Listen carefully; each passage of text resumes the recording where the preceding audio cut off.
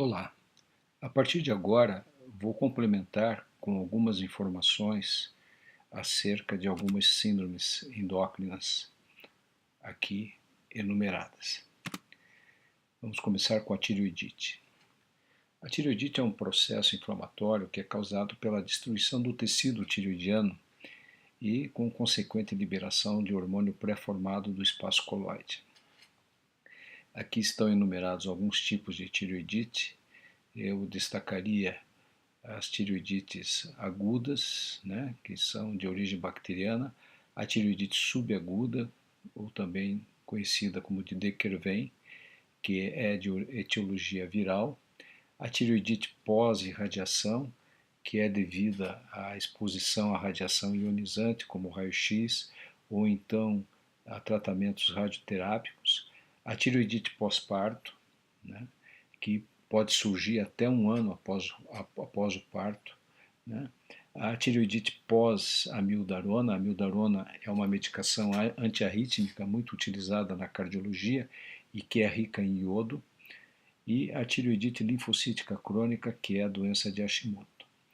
Todas essas doenças elas podem cursar com hipertireoidismo e com hipotireoidismo. Por exemplo, na tireoidite linfocítica crônica de Hashimoto, a forma inicial de apresentação pode ser de um hipertireoidismo que depois evolui para um hipotireoidismo. Na tireoidite subaguda de Dequervain, você pode ter as duas situações, mas com maior frequência o hipertireoidismo.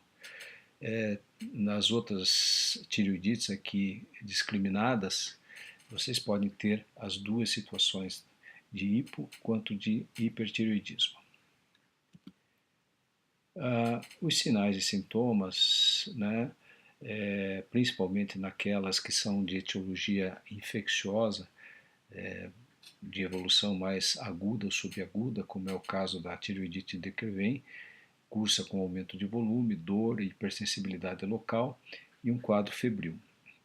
A dor, por exemplo, na tireoidite de Dequervain, ela pode simular uma amidalite, uma dor decorrente de uma amidalite ou de uma faringite. É uma dor que na região anterior do pescoço que pode se irradiar para a região submandibular, né, e também para a região de garganta, né, simulando um quadro de vias aéreas superiores por uma faringite ou uma amidalite. O diagnóstico, obviamente, que é feito com a história clínica, o exame físico, mas a função tireoidiana com a dosagem do TSH, que é a fração mais sensível, e mais os hormônios T3 e T4, principalmente a sua fração livre, o T4 livre, nos ajudam a afirmar o diagnóstico. Por imagem, a ecografia também pode ser de auxílio para nós, mostrando aumento da glândula tireoide, ou naquelas situações em que há destruição total, né, a sua diminuição ou ausência. Aqui imagens de um facies mixedematoso esquerdo e uma imagem de um grande bócio, né, um bócio provavelmente de origem endêmica à direita. Sobre os nódulos tireoidianos. Por definição, o nódulo tireoidiano é um crescimento anormal do tecido tireoidiano encontrado ao exame físico da glândula, podendo ser a manifestação clínica de várias doenças tireoidianas. É muito comum na prática clínica diária detectarmos a presença de nódulos, são mais frequentes nas mulheres, na proporção aí de entre 10 mulheres, pelo menos 6 teriam nódulos tireoidianos. E toda vez que nos deparamos com a presença de um nódulo tireoidiano, vem-nos à mente a pergunta, será que é de origem neoplásica ou não? Né? De origem não neoplásica, os principais representantes seriam aí o bócio coloide e a tireoidite crônica autoimune, que seria a de Hashimoto, né, a doença de Hashimoto. De origem neoplásica, nós teríamos o adenoma folicular e os diversos tipos de carcinomas. Sinais e sintomas que podem estar presentes juntamente com a presença do nódulo poderiam ser de disfagia, disfonia, que é rouquidão, sangramento, rápido crescimento, dor, né, adenomegalia, acometendo cadeia jugular e supraclavicular, nódulo fixo na musculatura ou na traqueia. Esses últimos elementos, rápido crescimento, dor, adenopatia e nódulo mais fixo na musculatura ou na traqueia, são sinais de alarme para pensarmos numa etiologia de origem neoplásica. O diagnóstico diferencial deve ser feito com outras situações, aqui enumeradas, destacando aqui os adenomas, os cistos, o bócio coloide, a própria tireoidite de Hashimoto, a tireoidite subaguda de De Quervain, cistos ou adenomas da paratireoide, malformações como cisto tireoglosso, higroma cístico, até mesmo formações aneurismáticas, broncocélia e laringocélia. O diagnóstico também, né, obrigatoriamente, passará pela avaliação da função tireoidiana, com a dosagem de TSH, T3, T4, T4 livre, né? A cintilografia da tireoide, ela tem um valor maior para aqueles nódulos que são hipercaptantes, que são quentes, porque daí praticamente já afasta, né, qualquer outro nódulo que poderia ter uma conotação de hipocaptação e que tornaria o nosso diagnóstico diferencial um pouco mais difícil, né, com relação a câncer ou alguma outra patologia não cancerosa. Então, naqueles pacientes que têm uma sintomatologia de hipertireoidismo e tem um nódulo presente ou nódulos presentes, né, então a cintilografia teria a maior indicação para confirmar se realmente essa hipercaptação.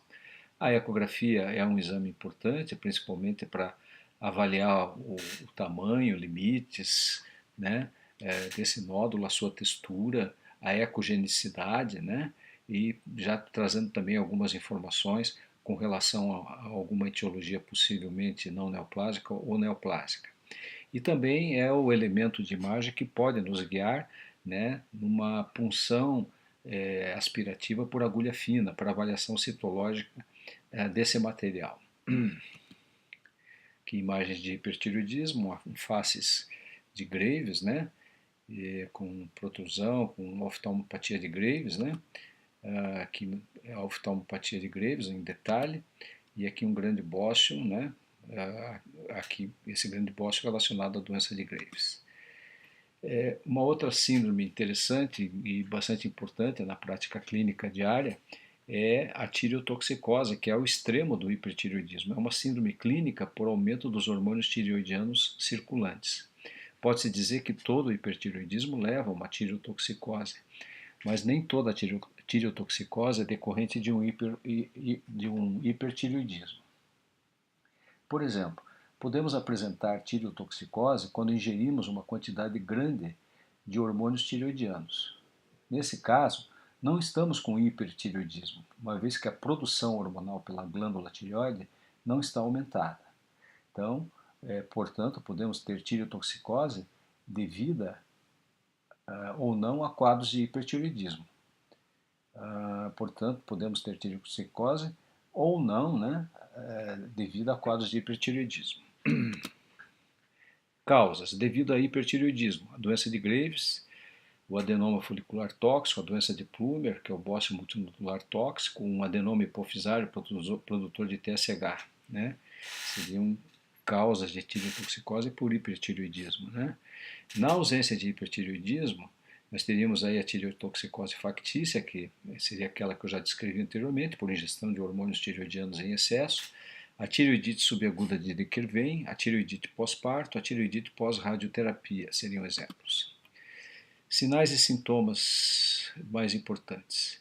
Então, existe uma aceleração muito grande do metabolismo, né, por causa desses hormônios tireoidianos circulantes, com uma hiperfunção, acelerando o ritmo de funcionamento de órgãos e sistemas, principalmente no aspecto cardiovascular, onde nós podemos encontrar taquicardia, arritmias, como fibrilação atrial, que podem culminar em insuficiência cardíaca, né, e podendo levar a edema agudo de pulmão, e consequentemente cardiomegalia pela insuficiência cardíaca, né? Um aumento diferencial da pressão arterial, a presença de bócio, sopro sobre o bócio, um sopro de ejeção sobre a tireoide, né? A perda de peso e outros sinais e sintomas de hipertireoidismo.